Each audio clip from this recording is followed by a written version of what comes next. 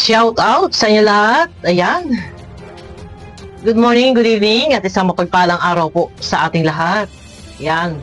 Dito guys, ang topic natin po dito ay tungkol dito sa isang comment. Ito po ay atin lang sasagutin nang sa ganon ay maliwanag, malinaw sa lahat.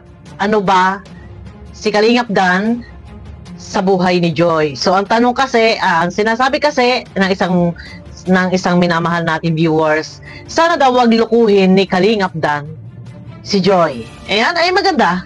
Maganda naman po. Yung sabi sana ay wag lukuhin, ibig sabihin sana ay huwag saktan. Ano po, yon. So maganda yung message ni Madam. Medyo tinakpan ko na lang po yung comment, yung pangalan. And kaya nga nag-reply ako, ano po ba ang meron sa kanila? Yan, marapat ba na si Joy ay masaktan? Kasi ang tanong, sana wag daw lukuhin. Yan. So guys, pakiclick naman po muna ng thumbs up nang sa ganun ay swak sa panlasa ni YouTube ang ating video. At ayun na nga. Ano po ba ang masasabi nyo guys sa comment ng ating isa sa mga minamahal na viewers? At alam ko na itong nag-comment ay talagang mahal si Joy at siya ay makadan Joy. Thank you po sa inyong pagmamalasakit. At sabi nga niya ay sana ay wag daw lukuhin ni Kalingap Dan si Joy. So may sticker siya na lumuluha. So ito, guys, comment lang yung iba. Ano din po ang masasabi nyo? Ano po ang pwede nyong maisagot sa comment ni Madam na sana daw ay wag lukuhin ni Kalingap Dan si Joy. Yan. Magandang topic po ito, no? At alam ko naman na siguro siya ay makadan Joy and mahal niya si Joy. Concern. Yan. Thank you po. Thank you po. Pero dito, ito ay bibigyan ko din ng kasagutan. Ano po? Unang-una, tayo po ay hindi huli. Umpisa pa lang, huli na nga ang Dan Joy, no? Marami na ang mga naunang love team. Umpisa pa lang, noon pa man ay sinasabi na ni Kalingap Rab na huwag nating paka-seryosuhin. Yan po ay love team lang. Ginagawa ang love team para ano? Yan, comment nga kayo guys, para ano? Yan. So, hindi po tayo huli. Hindi tayo huli sa lahat na alam natin na yan ay love team. Sabihin na natin, scripted. Pero ginagawa lang nilang makatotohanan. Paglilinaw po sa nag-comment, salamat po sa concern nyo po. Ano po? Lilinawin ko lang po, wala pong sila. Wala pong relasyon si Kalingap Dan and si Joy. Sila po ay partner as love team. Wala pong relasyon. Sabi nga ni Kalingap Rab, ay ginagawa lang makatotohanan. So, sa atin, sa lahat ng ating mga minamahal na viewers, wag po tayo sanang mag-i-expect na sila ay maging sila. Or sila ay magmahalan, sila ay mag-ibigan. Tayo ay nandito to support unang-una programa ni Kalingap Rab and support Dan Joy. Yan, nandyan tayo para supportahan ang Dan Joy. Doon po tayo mag-focus sa kung paano si Joy makakaraos sa kanyang pag-aaral. Lagi po yung sinasabi, ginagawa ang love team, unang-una, makasuporta sa beneficiary. Kalawa, syempre magkaroon din ng views si Kalingap Rab para kung mayroon man kita, ay gagamitin pantulong sa iba. Or pantulong din dyan kay Joy. Malaking bagay po yon. Kaya sana hindi po tayo mag-i-expect na magiging sila. Bonus na lang po kung sila ay maging sila. Balang araw kung sila ay magmamahalan at ang mga bagay na yan ay kung yan man ay magiging totohanan, personal na po. Basta tayo nandito, suportahan natin ang ating mga iniidolo. Lahat. Kung maaari, suportahan natin ang programa ni Kalingap Rab. Lahat ng video na isiniserve niya ay ating panoorin. At malaking bagay po ang hindi pag-skip ng ads para po sa channel ni Kalingap Rab ang kikitain. Pantulong po sa ating kapwa. Ano po? Inuulit ko, wala po silang relasyon. Hindi rin po sila mag-boyfriend-girlfriend para masaktan. At yung sinasabi ng iba na nag-aalala sila na baka daw ma-develop, kontrolado naman po ni Joy yung kanyang sarili. At sinasabi naman po ni Joy, priority niya ang kanyang pag-aaral. So, alam niya po yan, mga sis. Sa lahat ng ating mga minamahal na viewers, alam niya po yan and nag-uusap naman din po kami ni Joy at naitanong ko na din po sa kanya kay Joy, yung mga bagay na yan, na si, sorry po medyo strict lang. Ito, may kikwento ko na din. Naitanong ko na din po kay Joy. Sabi ko, Joy, nagtatapat na ba ng pag-ibig? Ang sagot po ni Joy, ayun, nagsabi lang po na crush daw ni Kalingap Dan. Pero sabi niya po ay siya po ay priority ay ang pag-aaral. Yan. Kaya huwag po tayo mag-expect, guys. Bonus na lang po kung sila ay maging magkasintahan na kagaya ng sa Rochelle. Ang isipin lang po muna natin na palakasin po natin yung loob ni Joy at lagi natin i-push focus sa pag-aaral. Hindi po tayo po-focus doon sa huwag masasaktan. Huwag po yun. Ang atin po ay lagi nating kumbinsihin, Joy, focus sa pag-aaral. Focus sa pag-aaral. At bibihira ang ganitong pagkakataon na merong mga ganitong serye o love team. At mapalad siya. At sa dinami-dami, kagaya nga na lagi ko sinasabi, sa dinami-dami ng gustong sila ay ma-vlog at matulungan din. Pero nandito may mga nakasalang na love team. No? Kaya napakaswerte ni Joy na kahit napabahaya na ay naandyan pa rin at nakasalang bilang siya ay kalab team ni Kalingap Dan. Yan, sila nga ay Dan Joy. No? Doon tayo mag-focus. Mga sis, mag-focus tayo doon na kung paano makakaraos. Kung paano siya makakaraos ng sa isang buong taon ng pag-aaral.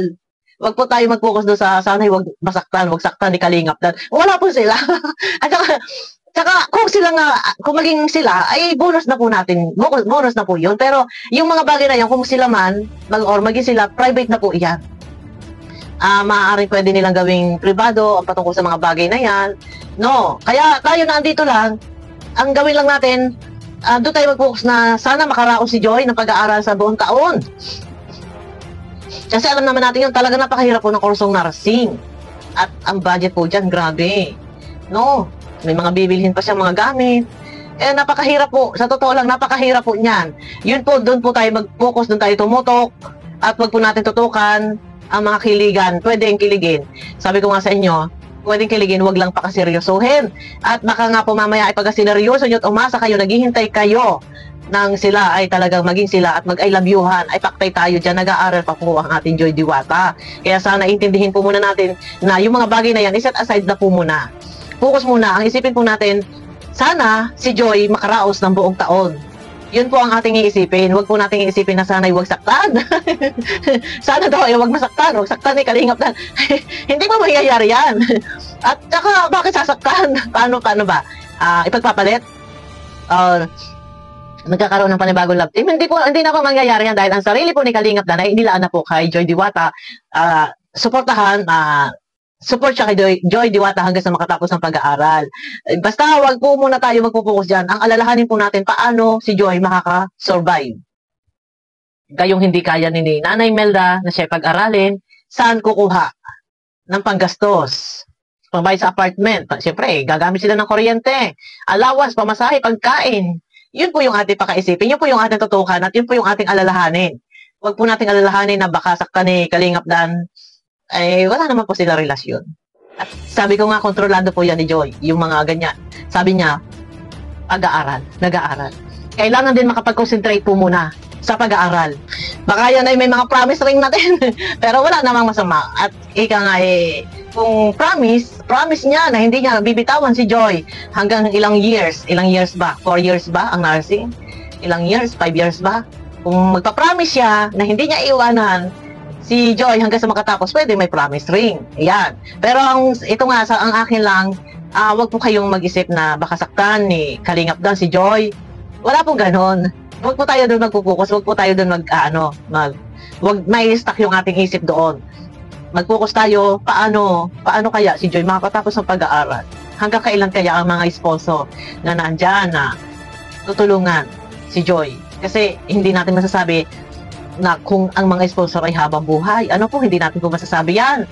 Kaya, yun lang, pray lang tayo na sana kalooban ng siksikliglig, umaapon na blessings ang bawat isa na sa ganun, kung sakali man gusto nila magpaabot ng pagmamahal, tulong, makakapagbigay sila ng tulong. Yun po. Basta ako para sa akin mga bagay na yan, mga pag-iibigan or mga paghanga-hanga, pagkras-kras, pagtatapat ng pag-ibig or baka masaktan. Wala po, wag muna tayo diyan. Wag tayo magpo-focus diyan na tayo mahihirapan po at baka bandang huli kayo umasa Yeah, kaya medyo ilagay po natin yung sarili natin. Ibalanse po natin. Ano ba mas mahalaga? Yung pag-ibig o yung pag-aaral? Yan, balansehin po natin guys. Kasi kung tayo ay naka-one-sided tayo, doon tayo sa pag-ibig, sa kilig, paktay tayo nito. Paano na ang kinabukasan ng ating Princess Joy Diwata? Ay sabi nga ni Kalingap Dan, hanggat si Joy nag-aaral na, dyan siya. Hindi siya bibitaw at inilaanan niya ang kanyang buhay, ang kanyang sarili para kay Joy. Ayan, ito ay pagsagot lang po. Nasa ganun ay malinawan. Sana daw ay huwag saktan ni Kalingap Dan. Wala, unang-una, hindi po yan sasaktan. Or ano ba klaseng pananakit? Saktan yung damdamin? Ipagpalit sa iba? Hindi na po mangyayari yan. Grabe pag nangyari pa yan na si Joy ay ipagpalit pa sa iba as love team. Halimbawa, may bagong kapartner, ay pagpapalit si Joy, ay ano na po yan, ibang usapan na po iyon. At talagang diyan ay, Diyos ko, grabe naman ito. Parang sinisira na ni Kalingap Dan ang kanyang sarili kung siya ay sinisira ng kanyang pangalan kung siya ay lalabtin pa sa iba. Pero kay Joy na lang ang kanyang sarili. Yan. Malinaw po guys, no? Sinagot ko lang po ang isang magandang message ni Madam. Kasi baka si Madam ay umaasa na may pag-ibig or mari, may pag-ibig pero hindi pa. Ito yung tamang panahon. Focus muna tayo. Kaya nga tinatanong ko, ito ang tanong ko. Pag-usapan po natin guys sa comment section bago ako matapos sa video na to. Tatanungin ko po kayo lahat, ano po ang mahalaga? Pag-ibig o pag-aaral? Ang tanong, meron bang pag-ibig na namumuo? Yan. Yun lang, guys, no? Sa akin, ay napakahalaga ng pag-aaral. At bibihira ang ganitong pagkakataon na meron nagpapaabot ng blessings at siya ay kahit napabahayan na, ay nandito pa rin sa ere, nakasalang sa Danjoy. Kaya, salamat sa Kalingap. Ayun na, guys, no? Mega lang shoutout. Pakiclick naman po ng thumbs up na sa ganun na iswak sa panlasa ni YouTube. Abangan niyo po ako sa aking next video, guys. Bye-bye po.